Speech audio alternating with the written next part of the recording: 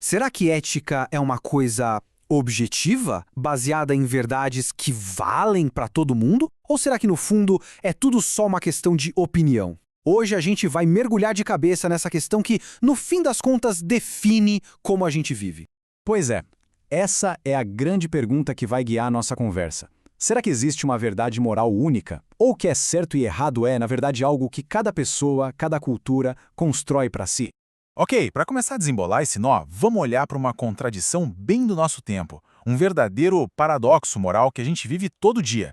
Sabe como é? Hoje em dia, se a gente discorda de alguém sobre um tema moral, vira e mexe, alguém já acusa o outro de ser intolerante, né? Afirmar que existe um certo e um errado que vale para todos pode soar meio autoritário para muita gente. Mas aí é que está o paradoxo. Porque essa mesma cultura, que desconfia de verdades absolutas, não pensa duas vezes para condenar com toda a força do mundo coisas como injustiça, opressão, violência, como se fossem males universais, errados para qualquer um, em qualquer lugar. Então a gente fica com essa sinuca de bico. De um lado, a crença de que afirmar uma visão moral é ser intolerante. Do outro, a convicção de que temos o dever moral de condenar a injustiça. Como é que essas duas ideias, que parecem não combinar, conseguem conviver? E é essa tensão toda que nos joga direto num quebra-cabeça filosófico, o enigma do relativismo. Então, o que é esse tal de relativismo moral? Bom, de forma bem simples, é a ideia de que não existe uma verdade moral absoluta, sabe? Que o certo e errado dependem, são relativos, às regras de cada cultura ou de cada pessoa. E aí vem a pergunta que não quer calar. Se tudo é relativo, se não existe um padrão objetivo, uma régua moral para todo mundo, com que base a gente pode dizer que alguma coisa é injusta de verdade? A palavra parece que perde a força, né? A consequência lógica disso é bem direta.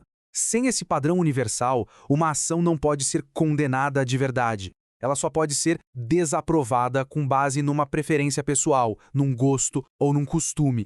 A palavra condenação meio que perde o seu peso. Ok, então diante desse impasse, qual seria a alternativa? Vamos dar uma olhada em como seria uma estrutura ética que aposta na objetividade em vez de na relatividade. Um exemplo que propõe isso é a estrutura ética cristã. O ponto de partida dela não são os sentimentos de cada um, nem o que a maioria pensa. A base é a ideia de que a própria realidade, o universo, tem uma ordem, uma lógica inerente. Isso funciona com base em alguns princípios. Primeiro, essa visão de que a realidade é ordenada. Outra coisa, os valores não são todos iguais. Eles teriam uma hierarquia. Por exemplo, proteger uma vida pode ser um valor maior do que dizer uma verdade em certas situações. E, por fim, essa estrutura reconhece que, sim, na vida real, nossos deveres morais podem bater de frente um com o outro. E tudo isso nos leva, na verdade, para uma questão ainda mais profunda. A pergunta que está na raiz de todo e qualquer sistema ético que já existiu. Pensa assim, esses debates enormes que a gente vê sobre guerra, aborto, responsabilidade social, eles são só a ponta do iceberg. Por baixo de tudo isso tem uma pergunta filosófica muito, mas muito mais fundamental. E a pergunta é essa. No fim das contas, o que tem mais valor? E talvez o mais importante, quem é que define esse valor? Essa é a pergunta de $1 milhão por trás de toda a discussão sobre ética. E o mais interessante é que todo sistema ético, mesmo sem perceber, está o tempo todo respondendo a essa pergunta sobre o que tem mais valor. Simplesmente não tem como escapar.